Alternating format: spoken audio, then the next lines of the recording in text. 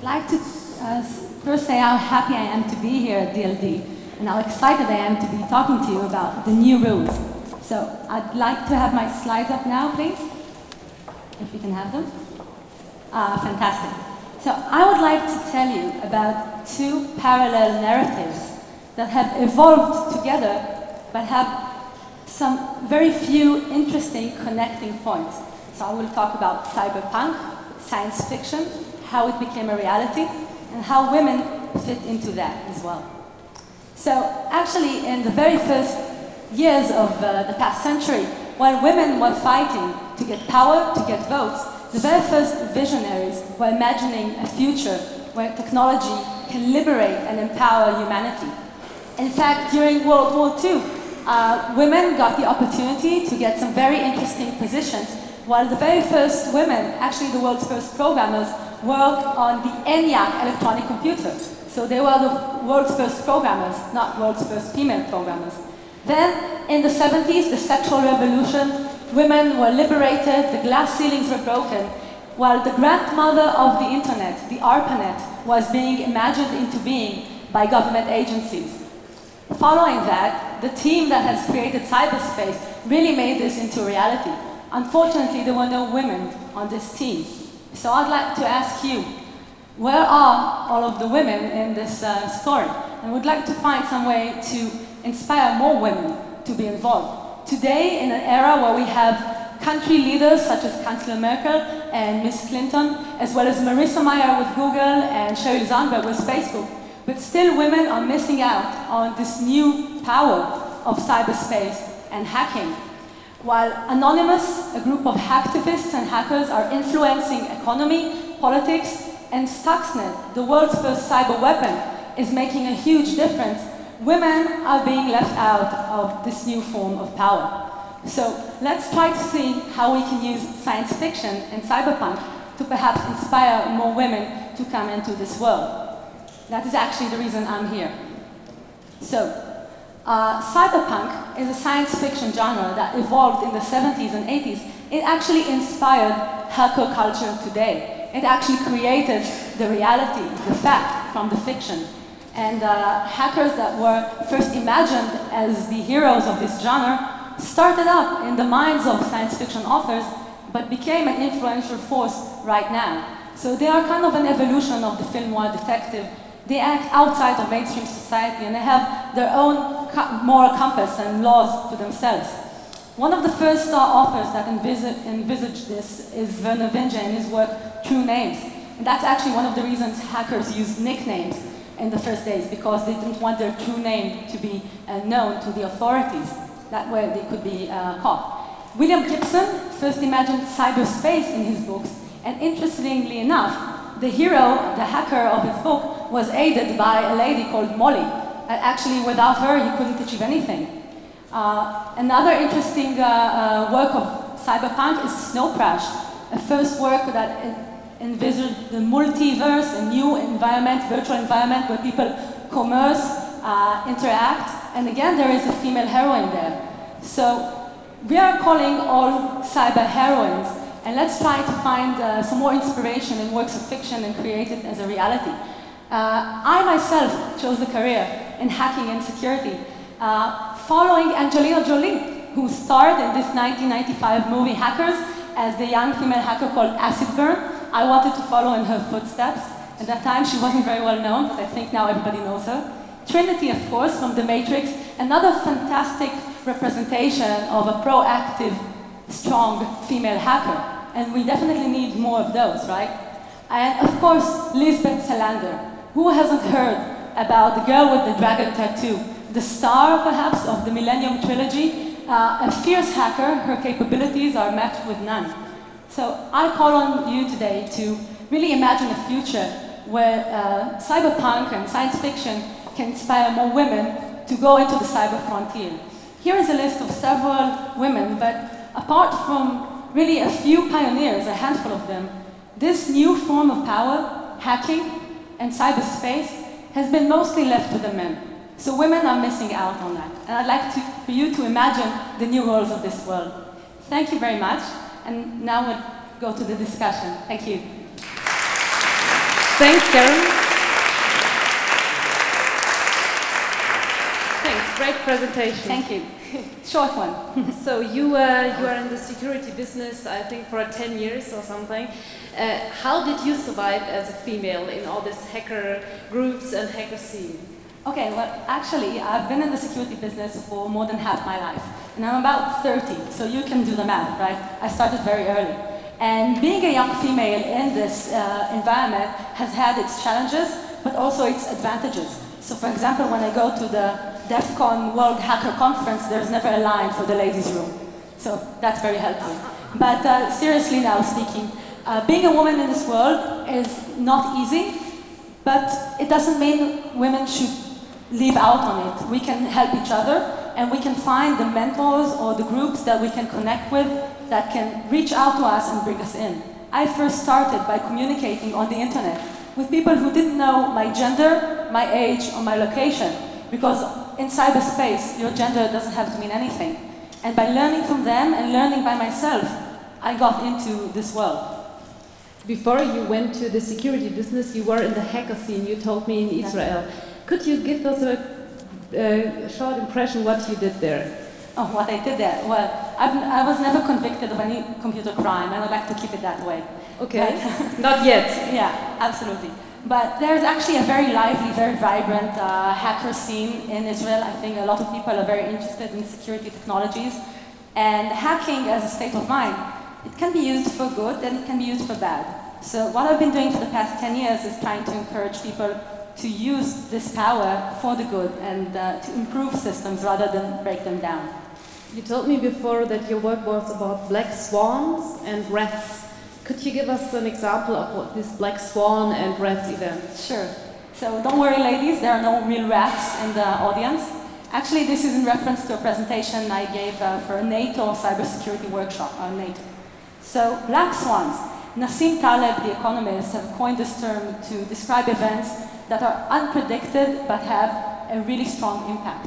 And in the past couple of years, we've seen several cyber security incidents which have had a similar impact to a black swan type event.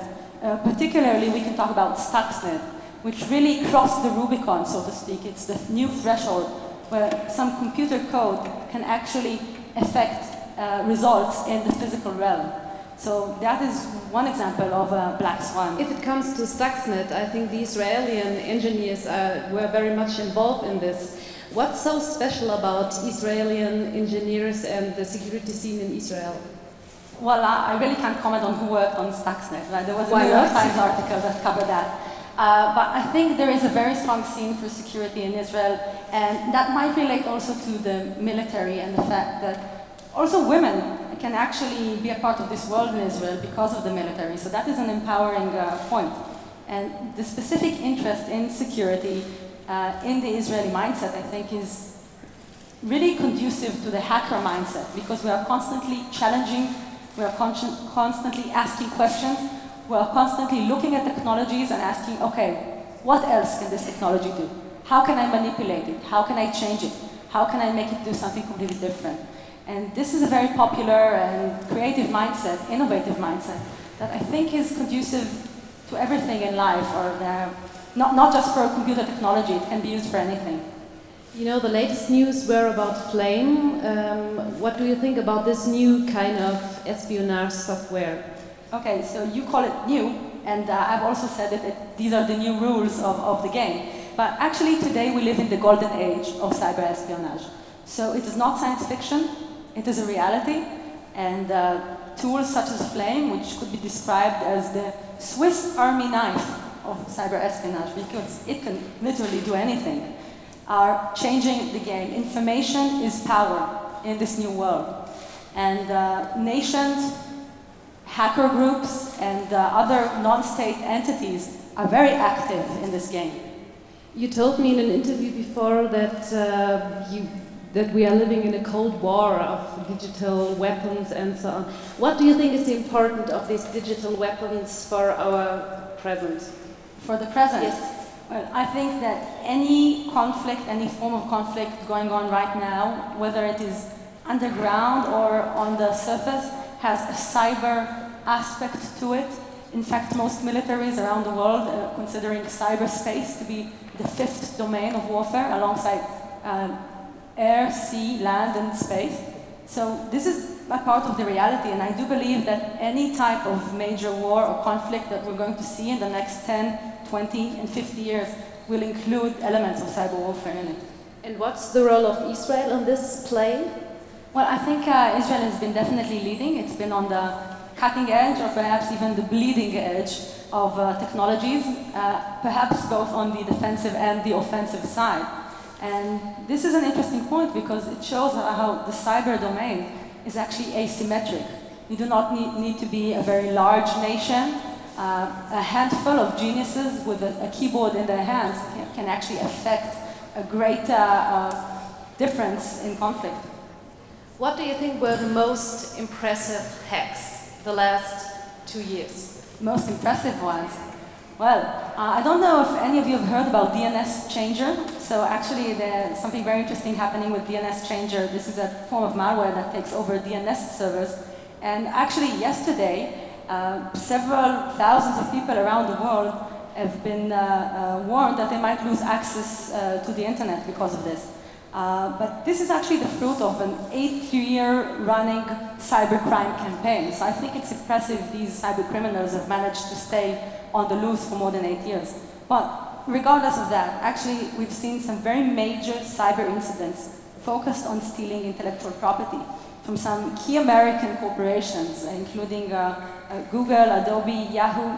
This is an incident that was nicknamed Aurora, whereby core intellectual property of these organizations was stolen. So I think that makes it clear that we're talking about a current conflict already in place on cyberspace. This is a kind of black swan event, this Aurora hack. You would name it a black swan event? Or? Yes, because they are perhaps unpredicted and they are hard to foresee, but once they happen, they have a significant impact. And if you consider the crucial role of intellectual property in today's economy, and then you consider the fact that some organizations or some entities across the world are just getting hold of that intellectual property without investing the 20, 30 years of R&D that went into creating that, that could be a major economical disruption right there. And what about the rats? The rats. Well, actually a rat is an acronym for Remote Access Trojan. So it's a cool or kind of cool way to talk about what most malware does, which is enable an offender, enable the hackers to get into your computers, your machines. So actually we might have some rats in the room after all. Take a look on your laptops, right? You're now working at the Singularity University. Could you give us an impression what you are doing there? Yes, absolutely. So Singularity University is a non-profit, new type of think tank or academic foundation. And we are generously sponsored by Google and Nokia and Autodesk, amongst others. We've been founded by Ray Kurzweil and Peter Diamandis, and we're located in Silicon Valley. So what we are focusing on are the technologies of the future and how they're going to change everything for humanity and how we can try and solve humanity's grand challenges using these technologies. And my role there is the teaching fellow for security. So I work with our students on projects that might solve some of the largest security problems of humanity in the next 20 years. It's an ambitious goal, but we're working on it. And you're also helping getting more women into the digital market. What are you doing about that? Well, absolutely. I think that there's no reason women should be left out of this world. And we do have women leaders in organizations like Google and Facebook. I think we do need more women hackers. So I'm involved with several hacker groups, both in Israel and in America. And I've really tried to promote and encourage more women to get into the hacker mindset, because it's a lot of fun, I promise. And it has a fantastic potential to get a hold on this new type of power. What kind of fun do you mean? Oh, kind of fun. Well, the whole hacker mindset is about manipulating information, manipulating systems, getting the system to do what you want. So it's a fantastic form of power, and it really has nothing to do with your gender. So women can do anything. There is no barriers in the cyber frontier. And what are your next plans? My next plans?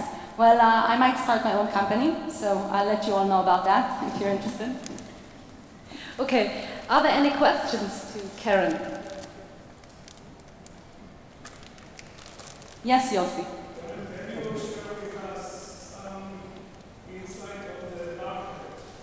Sorry? Oh. Can you share with us some insight on the darknet? The darknet. Oh, fascinating. Okay. Peer-to-peer networks. Interesting. Excuse me? Yeah. So the darknet. Darknet is actually not just one net, but it's a nickname for underground online meeting places where hackers and cyber criminals and other dark entities can meet. And actually, one of the interesting aspects about it is that in order to gain access into the darknet, you actually need to either know someone who is there or you need to prove yourself somehow. So it's an interesting club where some pretty dark things go on, including the shadow economy of trading digital information, trading credit card information, sharing information about computer vulnerabilities and exploits. And it's a thriving underworld which is taking place even right now as we speak. And the reason it is called dark is because actually it is going on in the shadows. There's no access to it unless you're already part of the club. And one of the key aspects is getting into that club by trying to influence it and use it for the good in order to promote security rather than insecurity. Yes. So are you part of the club? Sorry? Are you part of the club? Well, I could tell you, but then they'll kick me out, right? Come on. I will respond to that and say that getting into the inner circles of hackers is not easy. The fact that you are a woman is sometimes a challenge, but you must stay committed and work on it. And I've been participating in hacker forums and hacker meetings for the past 10 years, so I can tell you that you constantly have to be updated on the latest technology, because if you can't talk the talk, then you will have to walk the walk outside of the club. So it's really a constant effort to stay in touch with technology in order to be accepted into this club. Do we have any more questions? Yeah, Shamim. Oh, one over there. Yeah. You were talking about intellectual property. We have a strong movement in Germany where people say that everything should be for free, and there could be new ways of refinancing creators. But till now there were no concrete propositions. Do you have an idea of this? Should everything on the internet should be for free, or how about intellectual property? Well, personally, I think there is a big room for, or there's a big role for open source software, and in general for loosening up some intellectual property rules and regulations around the world. However, it does seem to me that the current system really relies on ownership of intellectual property. So the point that you're bringing, and this is a point worth discussing and thinking about, is really for the future of technology and innovation and advancement and progress, is intellectual property and patent laws, etc. Is that the best way to move forward? I think there are several opinions on that, and it's definitely worth kind of thinking, can we do things differently? And perhaps this mindset of thinking about patents belongs in the 20th century, but not in the 21st century. We also have one question. I would like to ask one more question, if I may, but to the other Miss Elazari who is in the room, it's hard enough to raise kids in a secure environment with the digital ecosystem we have today. How is it to raise a girl hacker, Mrs. Elazari? Well, I'm fortunate enough and proud to actually have my mother here. So, Yossi's question to my mother. Go ahead. Hi, everybody. Actually, I'm very excited now because I'm just sitting here and watching with an open mouth. It's been very long, more than 20 years, and I can suggest to any of the mothers here, sort of just open all the opportunities you can, no limits. Buy them any computer they want at the age of 5 years old. She started when she was about 9 years old, and then the sky was the limit. She had her own system in the room, and that's it. And we just, we just paid the bill, and that's it. Cool. Thank you. Any time for the last? Some other questions? Well, thank you, Mom. It's great to have you here. My #1 fan. Yeah. How do you, as a hacker, because you're encouraging women to get into hacking, how do you draw a moral line between when it's okay to hack companies who are maybe doing things that you don't approve of, or hacking into a system that really doesn't belong to you? How do you make those decisions? And is there a code amongst hackers for these sorts of things?